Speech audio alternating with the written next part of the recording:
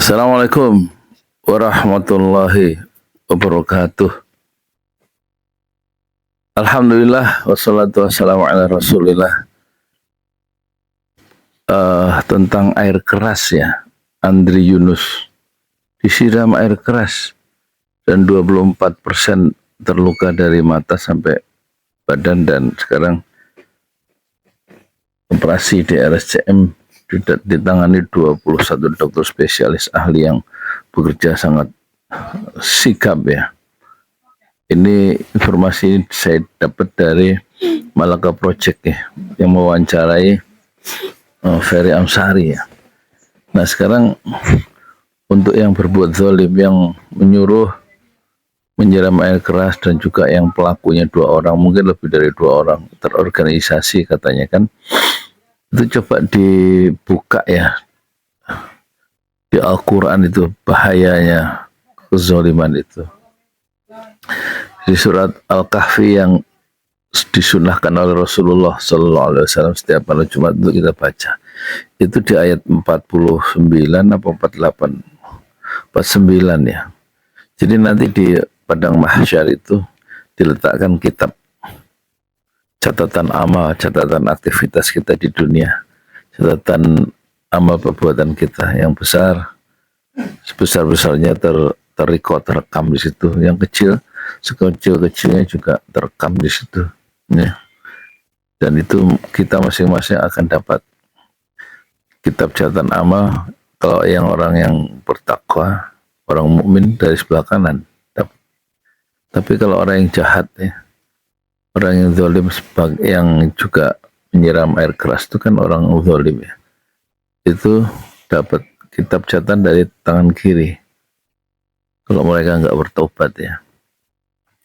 Dan mereka akan melihat perbuatan mereka itu ada di kitab catatan amal itu, dan mereka musyfiqin, takut dengan perbuatan mereka sendiri yang terdokumentasi itu.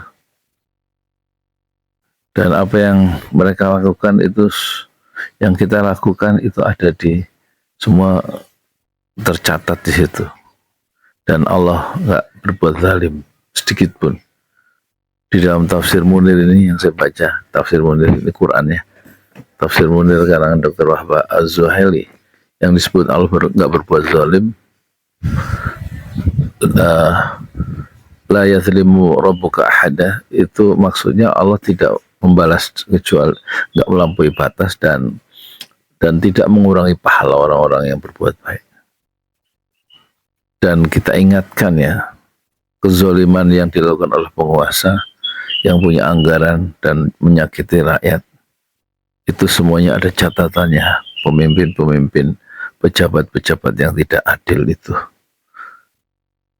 Tetapi pejabat yang adil, yang tidak zalim, itu dia mendapatkan perlindungan Allah di saat tidak ada perlindungan nanti di akhirat kecuali perlindungan Allah. Satu kelompok yang pertama yang dapat perlindungan yaitu pemimpin yang adil, bukan pemimpin yang zalim ya, tapi imamul adil. Nah, yang melakukan satu kezaliman, yang pengendara motor dan juga support sistemnya, itu baca sendiri ya di surah Al-Kahfi ayatnya 49. Saya bacakan ya. Wa wudi'al kitabu fataral mujrimina musyfiqina mimma fih. Ketika kitab catatan amal itu diletakkan, dan diletakkan di akhirat ya, diterima, maksudnya diterima oleh tangan kiri oleh yang berbuat zalim, atau dari belakang diberikan oleh Allah.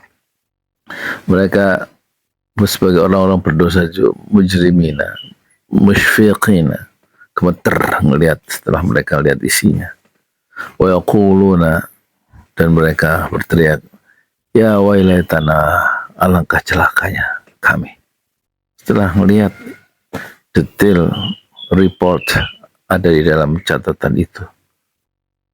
Kemudian, ma lihadzal kitab, ini kitab apa? la yughadiru saghiratan wala kabiratan illa ahsaha. Ini kitab apa ini? Kok di dalamnya itu semuanya terdokumentasi, ya, nggak ada yang kecil, semua ada catatannya. Yang besar yang dilakukan juga ada catatannya. Ma li hadzal kitab la yughadiru saghiratan wala kabiratan illa ahsaha wa wajadu amilu hadir. Dan mereka mendapati apa yang mereka kerjakan, aktivitas yang mereka perbuat selama di dunia, hadir, tercatat, terekam, terlihat dalam kitab catatan amal yang diterima pakai tangan kiri tadi. Wala yazlimu rabbuka ahada. Allah tidak berbuat zalim sedikit pun terhadap siapapun, terhadap hambanya. Keadilan yang sejati ada di akhirat, ya. Untuk yang korban, yaitu saudara Andri Yunus, ya, kita ucapkan sabar, ya. Ma asaba min musibatin illa biiznillah. Tidak ada musibah yang menimpa seseorang illa biiznillah, kecuali dengan izin Allah.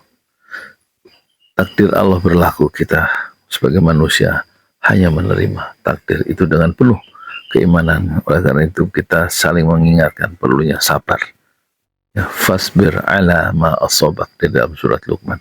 Bersabarlah terhadap apa yang menimpa kalian, terhadap pelaku yang langsung maupun tidak langsung. Tentu kita serukan untuk tobat. Ini perkara yang berbahaya. Kezaliman itu menimbulkan kegelapan di akhirat. Bertobat dan minta maaf kepada yang dizalimi, ya. Mungkin kalau malu harus diam-diam dan bertobat di hadapan Allah.